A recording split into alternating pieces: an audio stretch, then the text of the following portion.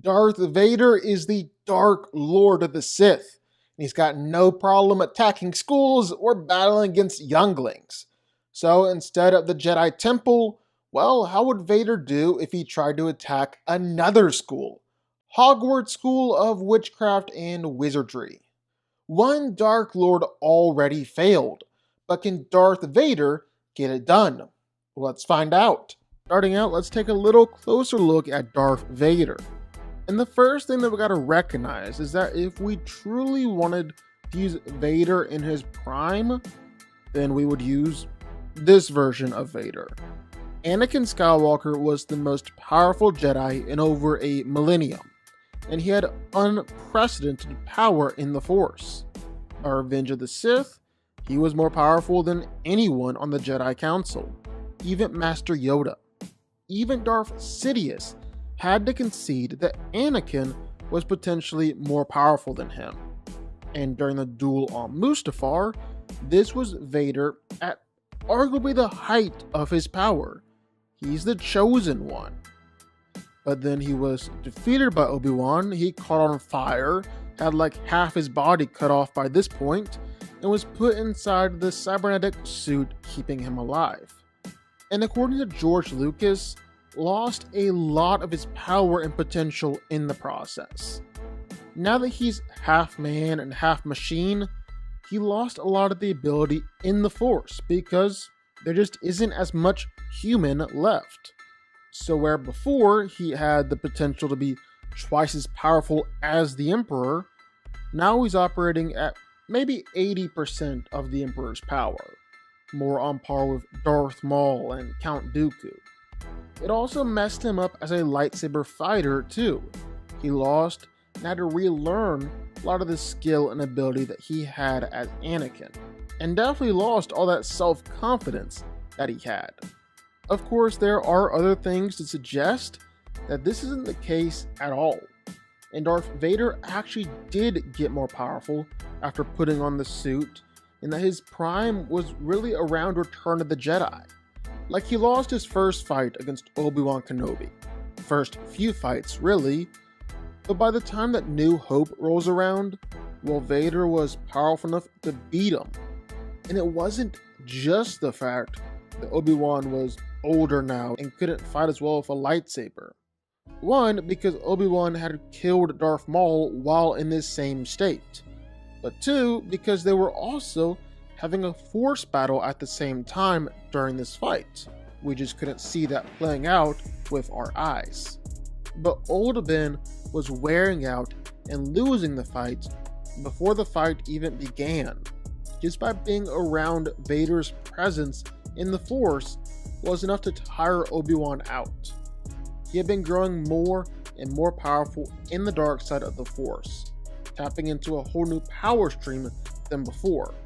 And he's actually come to believe that his injuries only made him stronger and increased his connection to the Force. His pain fed his hate, and his anger, his hate turned into strength, suggesting he's still becoming even more powerful as Vader. So definitely a debate there. But honestly, just because we'll have access to a lot more cool stuff, we're gonna say his prime is Return of the Jedi. Darth Vader has been consistently called one of the deadliest Sith in history, one of the most powerful entities in the galaxy, and someone with the potential to rival or even possibly overthrow the Emperor himself. And this kinda did come to fruition. He did kill the Emperor, even if the death didn't really stick. His Force power manifests itself in a lot of different ways, from telepathy to creating Force barriers or amping himself with Force rage, but his primary has to be telekinesis. He's able to tear apart AT-ATs, bring down trees the size of buildings, or even bring down huge buildings themselves. His raw power is absolutely insane. And he's not necessarily just a bull in a china shop either. Darth Vader has pretty substantial control over everything around him. He's even able to force choke someone from all the way across the galaxy. But it doesn't just stop there. outside of his insane connection with the Force, Vader is also a tremendously gifted and deadly fighter. He's impossibly strong, and he can use this in a fight, easily overpowering other Jedi or lightsaber fighters. He's surprisingly fast. Even with his robotic armor, he can block pretty much all attacks coming his way, and it's even been said that he's faster than the Emperor himself. Then where Vader shines is his durability, which makes sense. He's already missing half of his body and replaced it with metal. Even before that, he was still pretty good at enduring pain. Vader can legit walk through blaster fire, walk through explosions. It almost doesn't even faze him for the most part. He was even able to take Palpatine's Force Lightning. This is an attack powerful enough to have Maul crying on the floor and begging for mercy. Maul, the guy who feeds off of pain to make him grow stronger in the Force, and survived literally being cut in half. Palpatine's lightning had him screaming out, but when Sidious hit Vader with enough lightning to make his skeleton show up through the armor, I don't even know how that one's possible, well, Vader just kept on pushing, determined to kill him. Then there's just straight his skill. He's the best duelist the Empire has, and fights with a unique and unpredictable style that actually takes bits and elements from all combat techniques. He got more and more skilled between A New Hope and Empire Strikes Back, and then between Empire Strikes Back and Return of the Jedi, to the point where it was said he was unparalleled in terms of pure skill.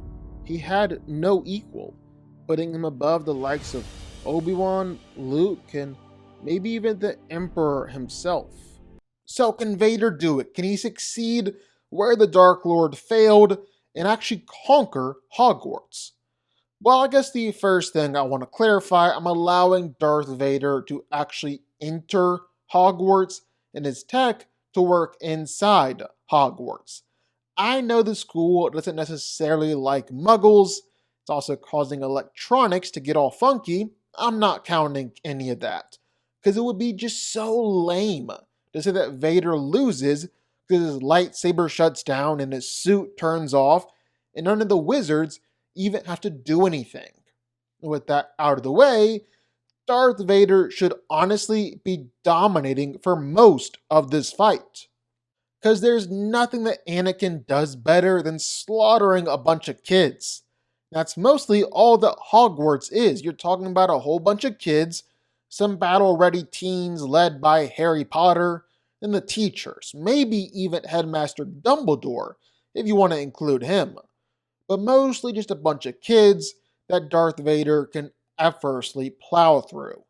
And even against wizards like Harry Potter or even the teachers, heck, even Dumbledore, Vader should do really well.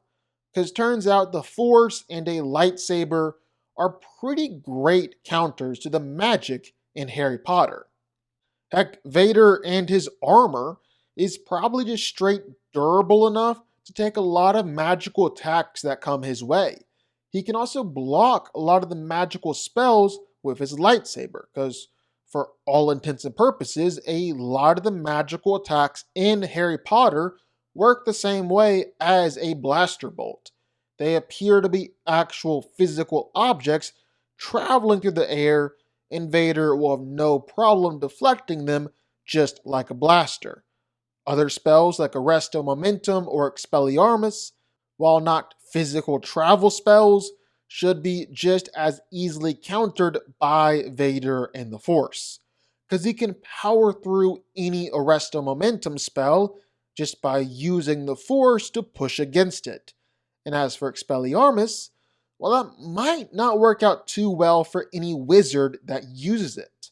In fact, Darth Vader would probably just let the lightsaber go, then activate it with the Force while en route. Might even give a little nudge along the way and impale them clean through. Even dark spells or unforgivable curses, if those are thrown around, Well, again, I don't think it's going to do anything to Darth Vader. For starters, the Imperious Curse won't work on cybernetics, so Vader's movement can't be controlled. And all of Vader's hatred and anger have definitely formed an absolutely unbreakable will. If Harry Potter can resist this curse, then you know for sure that Vader can as well. As for the Cruciatus curse, well, considering that Darth Vader lives in absolute constant pain and agony, well, it might just feel like a tickle in comparison. Then you factor in the fact that rage, anger, and pain only fuel Vader and make him even more powerful. Well, that quickly turns into like when Thor unintentionally supercharged Iron Man's armor. Not gonna go too well. And as for the most infamous one of all, Avada Kedavra, well, it needs to connect with flesh to be effective. Darth is covered in some pretty great armor. Should be able to casually withstand the attack. Especially when you factor in that in Harry Potter, while Avada Kedavra can easily kill a human and can probably kill a troll, it stops at some point along the way. Like it can't kill a giant or a dragon. The attack should be stopped by Vader's armor. Lastly, while there's really nothing stopping Darth Vader from just grabbing everyone's wand, and only the best of the best can do wandless magic. So that's really just going to leave a bunch of sitting ducks or fish in a barrel for Vader to cut down. End of the day, the Dark Lord of the Sith is just on a whole other level. He's got no problem plowing through whole armies. Been there, done that, done it again. And he's so powerful in the Force, he's able to legitimately overpower Force gods. The magic in Harry Potter is kinda hard countered by a lot of what Vader has. A lot of what Hogwarts has to offer is just kids for the slaughter, something that Darth Vader has plenty of experience doing. Darth Vader wins.